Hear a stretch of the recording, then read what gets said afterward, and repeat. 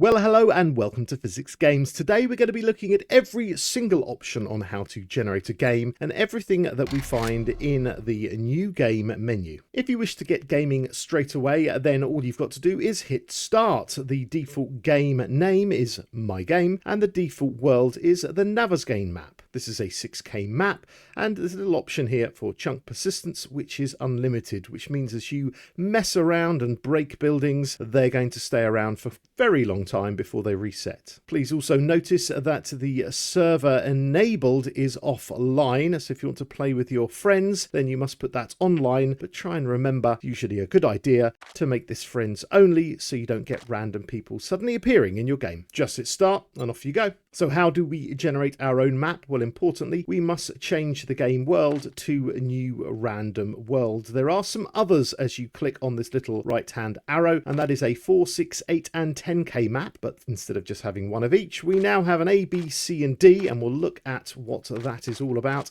a little later in the video. So under new random world, we still have the default, which is My Game as our game name, and here is the default little map, West Ziyufu territory, however that's said, and we don't have a world generation seed, and it defaults to an 8K map. All we have to do is hit start, and then it's going to start generating the map. Now in version 1.0, this has become a lot quicker than it used to be, and I'm generating maps, an 8K map like this, in something like 30 to 45 seconds or something around those times. It just depends how many different options that you've messed with. So once it's done its thing, then it's going to start loading the game data, loading those blocks, and in a moment we'll get a pop-up screen that will ask us if we'd like to enter the world. So there we have it, we are ready to spawn. We click on that button and then we will suddenly appear somewhere in the map with our little hands wiping our brow, ready to start punching grass. Now, just a quick one before we do get on to advanced generation. The new button is Y. By default, pressing Y brings up the challenges, and these challenges we need to click on, and when we have done those, then press our W button or click down here on the redeem. That will give us some XP. And when you've done everything on the top row, then you'll be sent towards your first trader. So let's press escape to get out of that menu and escape again to bring up the exit screen. And when we press this, it dumps us right back at the very first front menu. So we need to either continue game, and there is the game with my game name and the map name itself. And there's a new button here as well, we'll be going through in a moment, which will be manage saves. And this is an interesting little way with one little bug on where you click and how things work, but I'll show you that. So back we go all the way to the front, and let's start doing some advanced generation. Now I have already set this to online. I'm going to make sure that that is offline right now because I don't want random people coming in or this default ever changing, because it's much better to be on offline. What we're going to do now is we're going to end up going back here to new random world. There it is, and I can't make a new map, of course, because everything's gone red, and the reason for this is we've already made a West Ziyufu territory, so therefore I can't start it. I'm not in the continue game menu, and I can't generate it because it's already in existence, and the folder structure is already in your generated worlds folder. If you were to change to a 10K map, it would give it a new generated world name, and you'd be able to use the default, if you wish, of the game name that they have, but that's why it's worth renaming your games, because it can get a little bit confusing. So we have a 10K, an 8K, a 6K, but no 4K option here in the standard generation that you can do. So we hit advanced generation, and then we do get a lot more options. It does say at the bottom now, warning, changing these settings may break trader progression. That's because there's a special progression and the way they've changed version 1.0.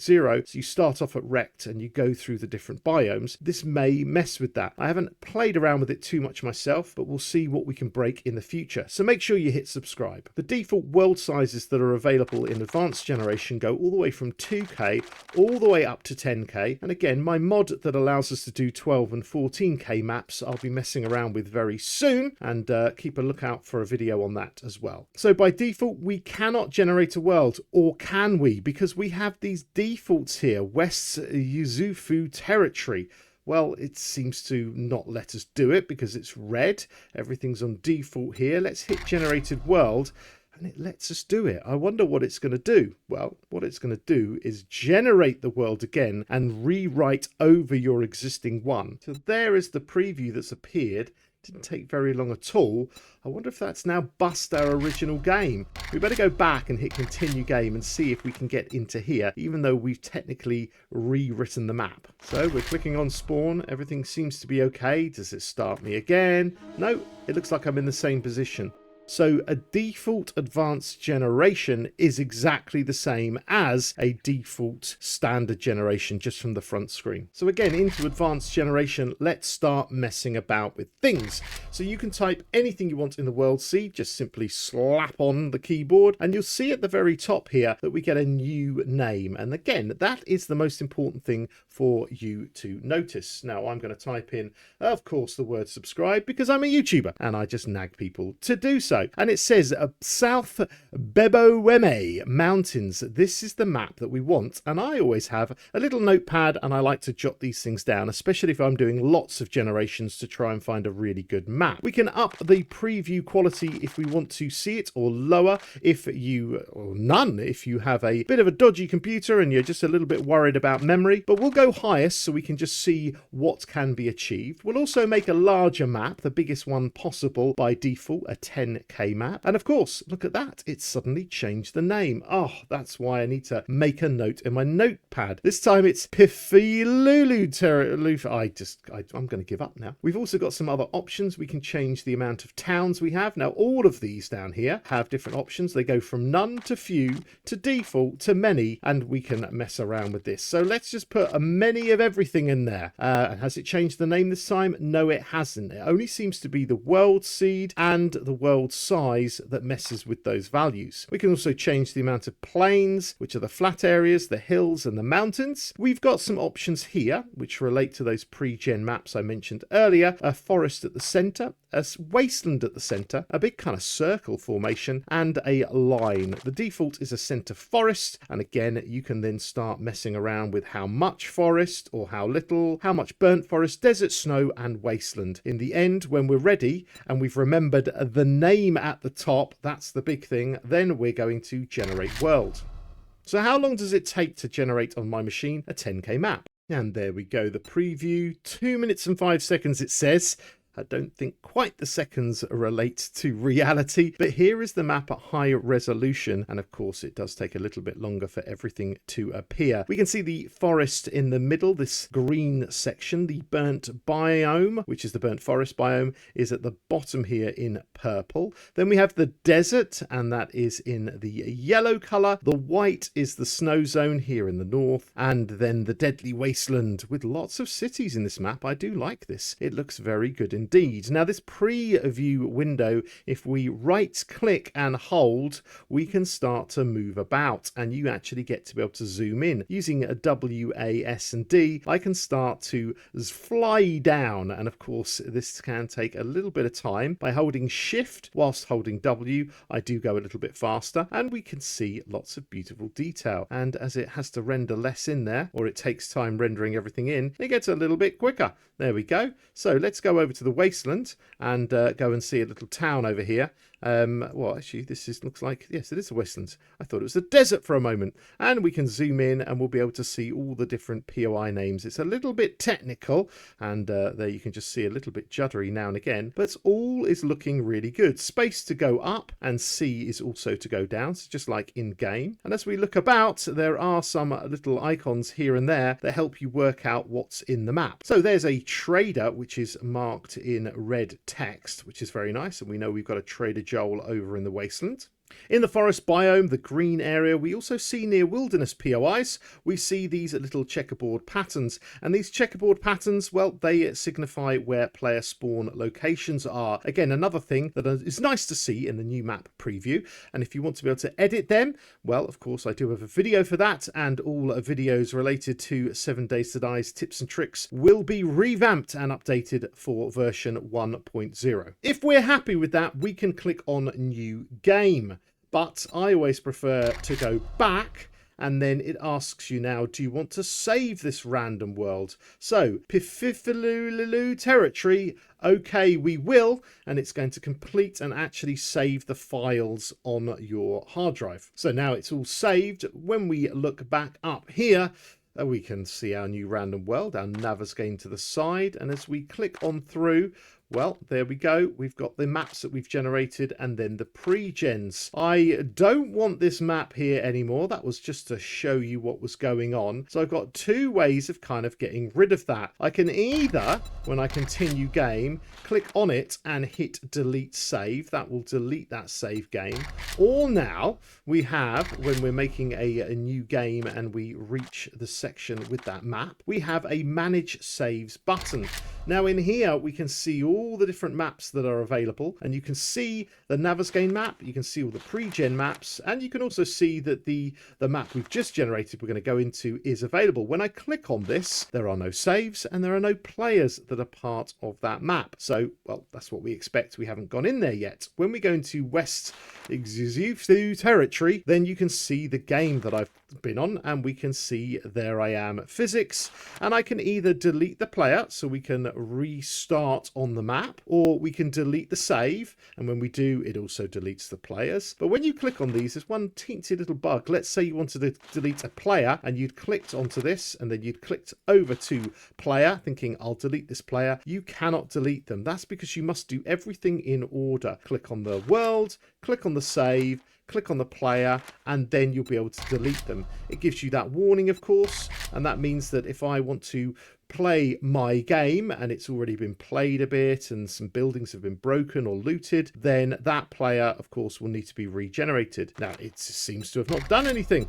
so I don't know. Let's go back. Let's manage saves again. I think because I'm the default player, it won't let me delete it. Now, I haven't messed around with this too much, but if you've got any friends that come along and you want to kind of get rid of them from there, maybe they're not your friend anymore, just delete them and it'll all be fine. If we want to delete the actual saves and I want to play the map later under a new save, then I can click that and we'll do that. This time it has disappeared, which is great. And if I want to get rid of the whole map, then I click delete world and then boom, it's all gone. Now this will stay in the data management list until you restart the game and then it will disappear. Going back then, let's have a look. We have got the Pififalulu territory. We don't have the one we've just deleted because that's now gone, and we're ready to do things here. So let me get a good old name up here. I'll put mine, physics, and we have the new world here. I'm going to stay offline, and then we've got some different options here. Editor physics here. Almost forgot to show you the different types of maps, and we're going to look at the 6K pre-gens. This is the forest center. This is map A. See the forest in the middle. The little crosses here on my renderer of the map are just the traders, so we can see the positions of them. So yes, we see the forest in the center and the other biomes around the edge. Pre-gen 6K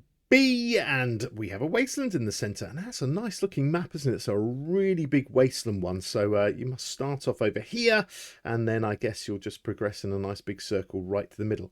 That is a good map. I want to try that. Pre-gen 6K map C is the circle type, and you can see all the biomes in a nicer big circle here. That's worth experimenting with. And the final line version of the map where everything is in that layer cake formation. Starting at the top, we are in the forest and we progress through the biomes. Notice the little sneaky cheeky bits around the edge though. That could be useful in game. I just had to have another look at that map B there with the very large city in the middle. Nowhere near as big as the cities that you make with my big city, central city mod kind of thing, which I am in the process of updating right now for the new system. So keep an eye out. Very soon we'll have information and you'll be able to make cities, massive ones, right in the center of the map. But let's get back to advanced generation. We've got difficulty settings, and a little pop-up comes up if you hover over anything and tells you what to do. The default's adventurer.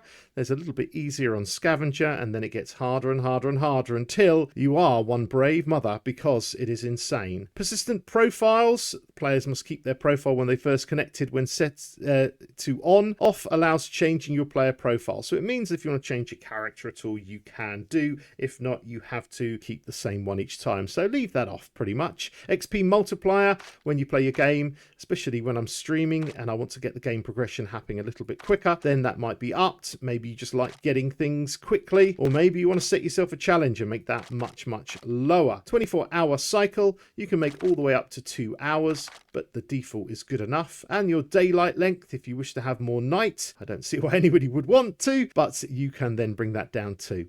Under the basic tab, you can change this from 7 days to die to 8 days to die to 9 or something else. You can have a range of blood moons, so it's not always popping up actually on the day, but 1 or 2 days either side. How many enemies you're going to get, and the speed of those zombies as they play the game. So sometimes it's nice to say, okay, blood moon speed, let's make that into nightmare just for a little bit of fun. There's also zombie feral sense, which basically means they can hear and see you all the time. That makes a really enjoyable game once you've got used to it. Airdrops, you can get those maybe a little bit more often if you wish, and I would always recommend this to be on, marking airdrops. It makes life a lot easier. In the advanced menu, then you can change all these different things, and I won't go through them in specific detail, but if you want more loot or you want to be able to make more block damage, then this is the place for you. If you turn enemies spawning off, you won't get any enemies in game. So maybe you want good old-fashioned kiddie Minecraft style and you just want to explore the world. Well, that's the one for you. If you're playing with friends, then there's plenty of options here as well. And I would always try and increase the party shared kill range, because this is a good one just for making sure that you share the XP when you're a certain distance apart. So back to general again. We're offline. It's all good. We're on default. We've got our new map. I'm going to hit start. Let's go in and see the game. There we go. Ready to go. Loving it. So we've made our own map with our own little options, and it's all looking very lovely again. Wiping that brow, and we're ready to have a look around. Now, if I press F1 and then type DM and hit enter, we go into debug menu, and sometimes before you want to play this, you can just generate a quick game, get in there, and then have a proper good look around. I've pressed Q and then I'm pressing spacebar, and I'm flying, and I'm invincible in the world. If I hold Shift and W, then I go a little bit faster. If I hold Shift and then Q, then I jump forward in God mode, and it allows me to have a good look at the cities. Maybe I want to see what it's like at the start here. This looks very interesting, but very silly. Why would you not just build your town just to go maybe an entrance at the side, rather than spend a good million or two on a very crazy bridge that's broken into a town over a large lake?